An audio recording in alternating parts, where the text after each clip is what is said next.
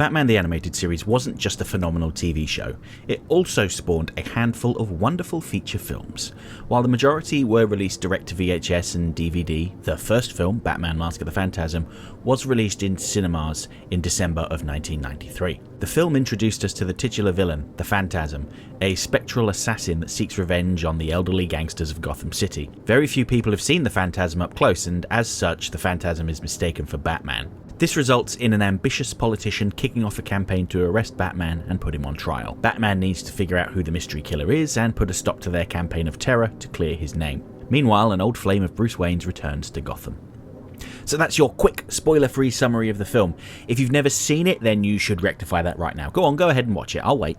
If you decide to stick around and have the Phantasm's identity spoiled, don't get mad at me, you have been warned. Okay, so assuming you have seen the film, it's time to talk about the Phantasm, Andrea Beaumont. The Phantasm and Andrea Beaumont are original characters that were made specifically for this film, and hadn't appeared in any of the comics before this. Now, there is some controversy surrounding the character's origin. Prolific Batman writer Mike W. Barr claims that the Phantasm is a copy of a character he created called the Reaper in the Year 2 storyline from Detective Comics 575 through to 578.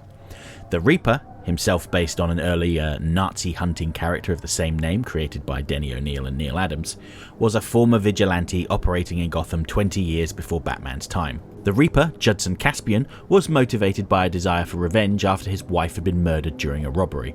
The Reaper would reappear shortly into Batman's career alongside his daughter Rachel, who would become a love interest for Bruce Wayne. After being defeated and unmasked by Batman, Caspian would commit suicide to avoid going to prison, and Rachel would become a nun to atone for her father's sins, leaving Bruce on his own. So, yeah, okay, I can see some similarities between the Reaper and the Phantasm. A skull-faced murderous vigilante with a bladed arm and a father-daughter connection. Although, in the Phantasm's case, it's the daughter that's the murderous vigilante, not the father. Barr supports his claim by saying that when visiting the Warner Brothers animation offices during production on Mask of the Phantasm, he saw one of the artists reading Year 2 while drawing, which signalled to him that they were copying his work. However, both Alan Burnett and Bruce Timm have denied that they took inspiration from Year 2. Alan Burnett came up with the overall story, and he wasn't reading modern Batman comics at the time. In fact, he has cited the Spider-Man villain Mysterio as a key influence. The script called for a character that looked like the Ghost of Christmas Future from Charles Dickens' A Christmas Carol, so Bruce Timm took it from there, iterating on the idea of the Angel of Death, going through a number of different designs. So unless Barr is saying he went into Bruce Timm's office and saw him copying directly from the comics, then I don't think it's a valid argument. And I want to be clear, I'm not accusing him of lying. It's probably true that he did see a storyboard artist or possibly a layout artist looking at the comics for inspiration for a specific scene, but they weren't the ones writing the story or designing the character. And there's no reason for Burnett or Timm to lie. Characters created in animation don't get the same royalty payments that characters created in the comics do, or at least they didn't until more recently. So it's not like they'd be motivated by money, and they've openly talked about taking inspiration from both Spider-Man and A Christmas Carol, so if the Reaper was an influence, I'm confident they would have said so. Putting the controversy aside, let's take a look at who the Phantasm actually is. During a series of flashbacks to the time before Bruce Wayne became Batman, we learn about Andrea Beaumont. Andrea was the one for Bruce. So strong were his feelings for her. After much soul-searching, he decided to abandon his mission to avenge his parents in order to pursue a happy married life with Andrea. However, as we all know, Bruce would go on to become Batman and live a different life. Bruce and Andrea get engaged, but they can't deliver the good news to her father, Carl Beaumont, because he's having a heated business meeting in the middle of the night and at home. Carl is presented to us as a smartly dressed, successful businessman. He has a large office with staff and is warm and friendly towards Bruce. Stacey Keach, who voices Carl, has a smooth, rich quality to his voice that is immediately comforting. Getting back to the fateful night in question, Andrea barges into this meeting where his business partners, a trio of gangsters, threaten to kill Carl if he doesn't return all the money he'd swindled from them. They agree to give Carl 24 hours to return all of the money, making it clear that if he doesn't follow through, they will kill him. And there is quite a clear threat of sexual violence aimed at Andrea, although they would likely also murder her. After the gangsters have left, Andrea berates her father, asking him why he got involved with those people. The real answer is that he is one of those people. He is a criminal. He may try to justify it by saying he wanted a better life for Andrea, but at the end of the day, he is a deceptive thief. And the real tragedy of this situation is that Andrea had already found a path to legitimacy and safety through Bruce Wayne. Bruce could very easily have protected her from the gangsters, not just because he knows Kung Fu, but because of who he is and the status he has in Gotham. He probably could have paid the gangsters off without causing himself any major hardship, but the Beaumonts could not bear the idea of anyone knowing who they really were. And certainly not Bruce. Bruce perceives Andrea as this glistening, pure person, his saviour and the solution to all of his problems. Knowing that she was the offspring of criminals and had built their wealth through deception and theft would forever alter Bruce's view of her. Or so they think. And so they flee in the middle of the night, with Andrea dropping off the engagement ring and a hastily written note that doesn't really explain anything, leaving Bruce to assume that she didn't want to be with him, or that her father objected, which sets him back on the path of becoming Batman. The sad irony is that Andrea clearly loved Bruce dearly. Even a decade later, when she returned to Gotham, she still carried a picture of herself and Bruce in a locket around her neck. This is one of the only possessions Andrea had, and she kept it close by at all times. Except for when she was out as the Phantasm, almost as if she didn't want Bruce to see the awful things she was doing. When Batman stumbles upon Andrea in the graveyard while investigating the scene of Buzz Bronski's murder, Andrea quickly sees through the disguise. The fact that he was standing in front of his parents' grave just as he had done the first time she met him, and that he looked like he'd just seen a ghost when he looked at her, pretty much gave him away. When Batman confronts Andrea in her apartment, she acts coldly towards him and throws out an absolute zinger. You still following your dad's orders? The way I see it, the only one in this room controlled by his parents is you.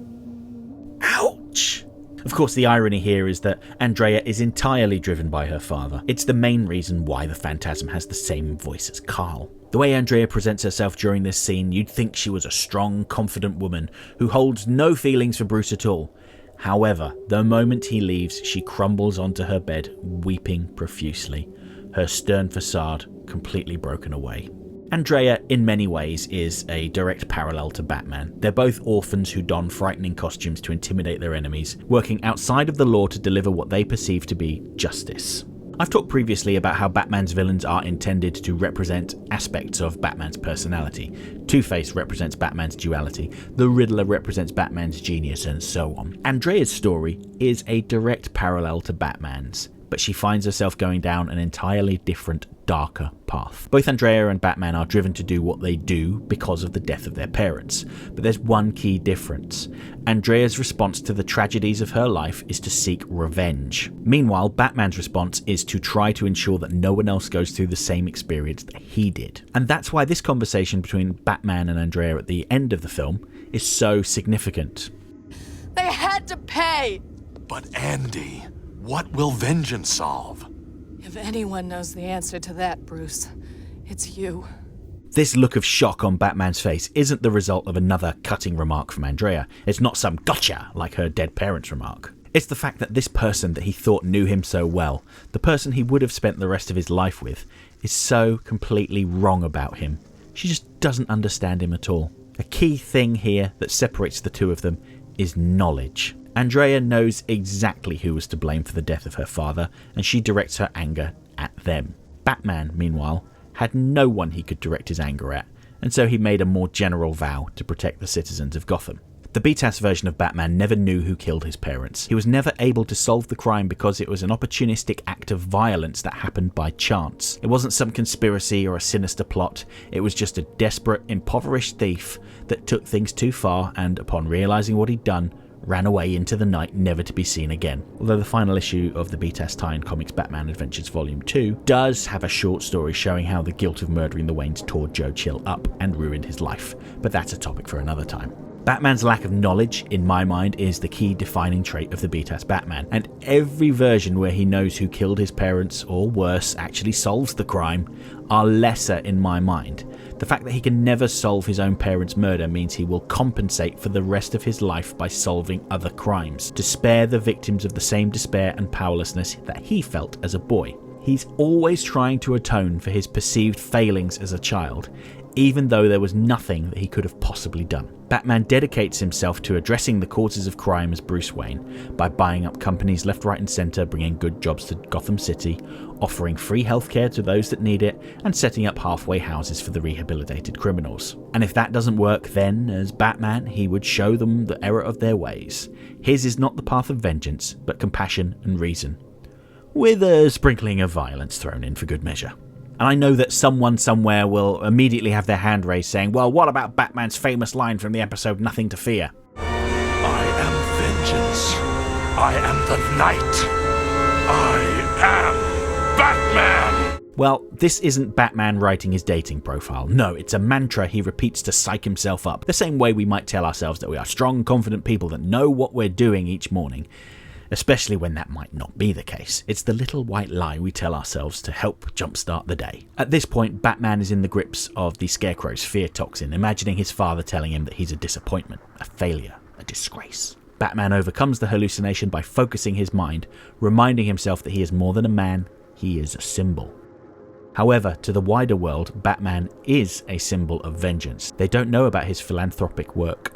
All they see is a violent man dressed in a cape and a cowl, punishing criminals. So it's not at all surprising then that they mistake the Phantasm for Batman. Now, Andrea had no intention of impersonating Batman and shifting the blame to him. Why go to all the trouble of creating her own spooky identity if that was the case? No, instead Andrea took her feelings of powerlessness, despair, as well as a little guilt, and channeled it through the Phantasm. Andrea knows who killed her father, a pre-acid bath Joker acting on the orders of Sal Valestra, so she knows exactly who to target. It's worth noting that, unlike Batman, Andrea isn't some sort of martial arts expert, but she is very talented in the arts of misdirection and deception.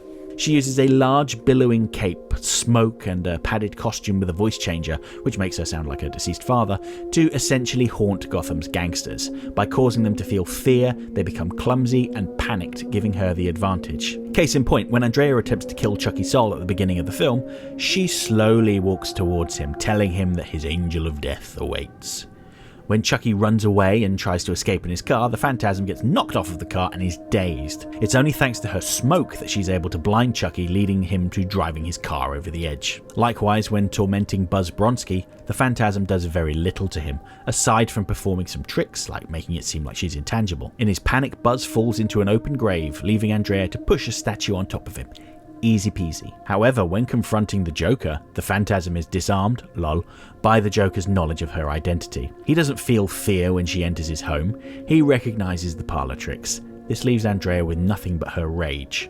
Her ineffective rage. She resorts to kneeing the Joker between the legs and savagely punching him about the face, but she leaves herself open. If the Joker had decided it would have been funnier to cut her face up with that knife rather than beat her about the head with baloney, that would have been the end of her. Similarly, she blindly walks into one of the Joker's traps and would have been killed if not for Batman. Simply put, she's not a fighter. She's a frightener. When Andrea eventually catches up to the Joker just before a series of explosions go off, she and the Joker vanish in a plume of smoke. And there's a beautiful metaphor around the location of the Joker's hideout, the world of the future, that I've discussed in depth in an older video, so go watch that if you haven't already. As an aside, we would later learn in the tie-in comics Batman and Robin Adventures Annual 1 that Andrea and the Joker went through the manhole cover into the sewers below, the same sewers that Batman would tumble into shortly afterwards. Here she would realise that the man who killed her father didn't exist anymore. When the two become separated, she decides that her quest for revenge is complete and goes abroad to become an assassin. Back at the Batcave, Batman laments his loss, thinking that Andrea has died, blaming himself for being unable to save her. However, he spots a glistening object in the distance, Andrea's necklace with the photograph of the two of them from happier times. And it's at this point that Batman realises that Andrea is still alive, but she has really given up on him this time. She had carried that necklace for over a decade as a symbol of her feelings for Bruce. But now that her revenge is complete, she's abandoning her old life for good. And in some ways, that's worse than if she had died. We see Andrea for the last time on board a ship sailing away from Gotham. Andrea stands wearing a veil, mournfully looking out at sea. She states how alone she is while looking down in despair. Batman, meanwhile, stands vigilant atop a skyscraper, looking upwards stoically before heading off on his next adventure. The sad fact is that I'm confident that Batman would have forgiven her, that he would have welcomed her back with open arms. But in Andrea's eyes, the relationship was now tainted. Batman had seen her for who she truly was, a deceitful murderer, and there was no coming back from that. The Phantasm would go on to appear again only a handful of times in the DCAU, most notably in a brief cameo during the Justice League Unlimited episode Epilogue. Decades in the future we would see that she was working with Amanda Waller on Project Batman Beyond. Her role would have been to murder Mary and Warren McGinnis in front of a young Terry, recreating the trauma that led to the creation of Batman. However, at the last moment, she decided not to follow through, citing Batman's refusal to kill and not wanting to tarnish his legacy. In terms of DCAU tie-in comic book appearances, the Phantasm would return in the aforementioned Batman and Robin Adventures Annual, which acts as a sequel of sorts to Mask of the Phantasm, written by Paul Dini. Andrea returns to Gotham 3 years after the events of the film to warn Bruce that a contract has been put out on him. After a series of attacks, we learn that it was disgraced politician Arthur Reeves that had placed the hit out on Bruce Wayne. He was disfigured following his encounter with the Joker, and blamed the Phantasm and her campaign of revenge for his downfall. Reeves would eventually deduce her identity and decided that the best way to lure the Phantasm into the open would be to threaten the love of her life, Bruce Wayne. Now, as you might expect, Reeves' scheme was unsuccessful, and he'd find himself falling to his death after trying to stab the Phantasm with her own gauntlet. And with Bruce now safe, Andrea left Gotham once again. Several years later in Batman Adventures Volume 2, the Phantasm would join Black Mask's False Face Society, before eventually taking it over at the behest of a mysterious benefactor whose identity was never officially revealed. Andrea visited Batman at home to let him know that she was working for Black Mask, but he refused to speak to her, stating that she was a murderer, she wouldn't get a second chance. I feel like the Batman of btas would have accepted Andrea, but the slightly older, more weary Batman from the new Batman Adventures has no time for her and won't let his feelings get in the way of his mission to stop Black Mask. Perhaps she had abandoned him one too many times, and now the more hard-edged Batman would not be willing to open his heart to her again. I think it's interesting to note that if he genuinely wanted to stop her, he could have brought her in right there and then, but I think he was just so genuinely hurt by her appearance that he lashed out at her. Outside of the DCAU, the Phantasm has only made a small number of appearances. In the DCAU-adjacent Batman Beyond 2.0 digital comics, it would be revealed that the grandson of Joe Chill, the man who killed the Waynes, had been working for Derek Powers, and that he was the one that had killed Warren McGinnis. Chill would go on to adopt the identity of the Vigilante and work with Batman in order to make amends for his part in the killing. The Phantasm would appear and try to kill Chill so that Terry wouldn't get the opportunity to give in to his rage and disgrace the mantle of Batman by committing murder. We also see one last reunion between Bruce and Andrea, where he tells her that it isn't too late to give up her life of crime and come back to him. But once again, Andrea refuses and disappears in a plume of smoke. This is a nice scene, but all the talk of Joe Chill brings me back to the key point of the btas version of Batman, that he never solved the murder of his parents. And the whole Joe Chill's grandson murdering Warren McGinnis is really contrived. Some people consider these comics to be canon, but I don't. In more recent years, the Phantasm made her official DC Comics mainline continuity debut in the 12-issue miniseries Batman Catwoman, written by Tom King. Andrea has almost the exact same backstory as the animated version, and in the present day returns to Gotham looking for her missing son, Andrew. She doesn't disclose his father's identity, but we're left with the impression that the father could be Bruce Wayne. It transpires that Andrew had come to Gotham to seek out his father, but had died after being exposed to Joker toxin. Following the death of her son, Andrea revives the Phantasm identity and sets out to get her revenge. We'd later learn that she had merely adopted the boy after the Joker had kidnapped him as a baby. Andrea was unaware that the boy had been stolen, and upon learning that she had inadvertently deprived the family of their beloved child and brought the Joker to them, causing their deaths, she commits suicide by impaling herself on her own blade. Of course, this was all a ruse. Turns out it was Clayface impersonating Andrea as a favour to Catwoman, and Andrea would take the opportunity to escape and retire somewhere sunny, where Catwoman would reunite with her decades later following Batman's death. I don't think it's unfair to say that the Phantasm hasn't had a significant impact on the mainline DC Comics continuity, but I would argue that she is one of the best btas villains. In my opinion, successful villains need to be relatable. You need to understand why they're doing what they're doing, and ideally, why what they're doing is wrong. You may not agree with their actions, but you understand where they're coming from, and may even recognise a little bit of yourself in them. I may not relate to Andrea Beaumont, but I understand her. Okay, that's the end of the video, so thank you if you made it all the way through. Don't forget to do all the usual YouTube stuff of liking, sharing, subscribing, commenting. Tell all your friends about me. That's my Michael Keaton impression there. I have enabled the super thanks button, so if you really enjoyed the video and have the means, please feel free to send a buck or two my way, because it really helps with maintaining the quality of these videos. So a quick plug for memberships then. For $1.99 a month, You get early access to my video essays, a selection of custom emojis, a unique icon next to your name on your profile, and priority responses to comments from me, because I've been getting a lot of comments recently, and I do read them all, or at least I try to read them all, but I can't always respond to everything because otherwise that would be a full-time job. But if you're a member, then you will always get a response from me. So I will be back with a special video on Christmas Day, Tuesday the 25th of December 2023, to celebrate the 30th anniversary of Batman Mask of the Phantasm. My regular video essay will be coming out on the Friday, and the subject of that was determined by a poll that I conducted recently. It's going to be something a little bit different. We're going to look at the Superman villain, Toyman. Hope to see you then.